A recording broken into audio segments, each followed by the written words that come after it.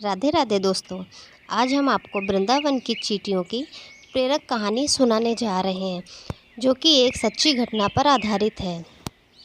एक संत एक बार वृंदावन गए, वहाँ कुछ दिन घूमे फिरे, दर्शन किए और जब वापस लौटने का मन किया तो उन्होंने सोचा, चलो भगवान को भोग लगाकर कुछ प्रसाद लेता चलूँ। फिर संत ने रामदाने के कुछ लड्डू खरीदे और मंदिर गए। फिर प्रसाद चढ़ाया और आश्रम में आकर सो गए, क्योंकि उनको सुबह की ट्रेन पकड़नी थी।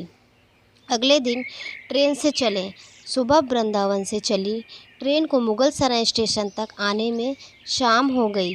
संत ने सोचा, अभी पटना तक जाने में 3-4 घंटे और लगेंगे।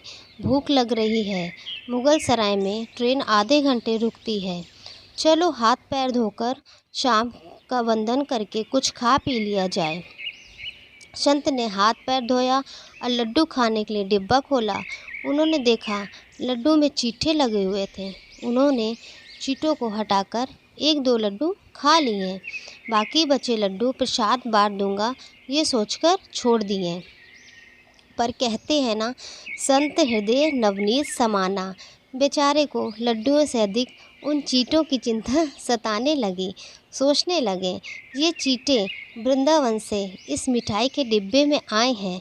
बेचारे इतनी दूर तक ट्रेन में मुगल सराय तक आ गए हैं। कितने भाग्यशाली थे। इनका जन्म वृंदावन में हुआ था और अब इतनी दूर से पता नहीं कितने जन्म लग जाएंगे इनको वापस पहुंचने में। पता नहीं ब्रज की धूल इनको फिर कभी मिल भी पाएगी या नहीं। मैंने कितना बड़ा पाप कर दिया है, इनका वृंदावन छुड़वा दिया। नहीं, मुझे वापस जाना होगा। और संत ने उन चींटों को वापस उसी मिठाई के डिब्बे में सावधानी से रखा और वृंदावन की ट्रेन पकड़ ली। उसी मिठाई की दुकान के पास गए, डिब्बा धरती पर रखा और हाथ जोड़ लिए।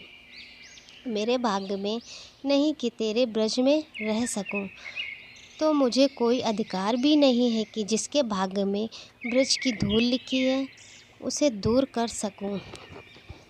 दुकानदार ने देखा तो आया, महाराज चींटे लग गए तो कोई बात नहीं, आप दूसरी मिठाई तौलवा लो। संत ने कहा, भैया मिठाई में कोई कमी नहीं थी, इन हाथों से पाप होते होते रह गया, उसी का प्रायश्चित कर रहा हूँ। दुकानदार ने जब सारी बात जानी तो उस संत के पैरों के पास बैठ गया, भावुक हो गया। इधर दुकानदार रो रहा था और उधर संत की आंखें गीली हो रही थीं। बात भाव की है, बात उस निर्मल मन की है, बात ब्रज की है, बात मेरे वृंदावन की है, बात मेरे नटवर नागर और उनकी राधा रानी की है, बात मेरे कृष्ण की राजधानी की है। बुझो तो बहुत कुछ है, नहीं तो बस पागलपन है। बस एक कहानी है, घर से जब भी बाहर जाएं तो घर में विराजमान अपने प्रभु से ज़रूर मिल कर के जाएं और जब लौट कर आएँ तो उनसे ज़रूर मिलें, क्योंकि उनको भी आपके घर लौटने का इंतज़ार रहता है। घर में यह नियम बनाइए कि जब भी आप घर से बाहर निकले तो घर में मंदिर के पास 2 घड़ी खड़े रहकर कहें, प्रभु चलिए, आपको साथ में रहना है।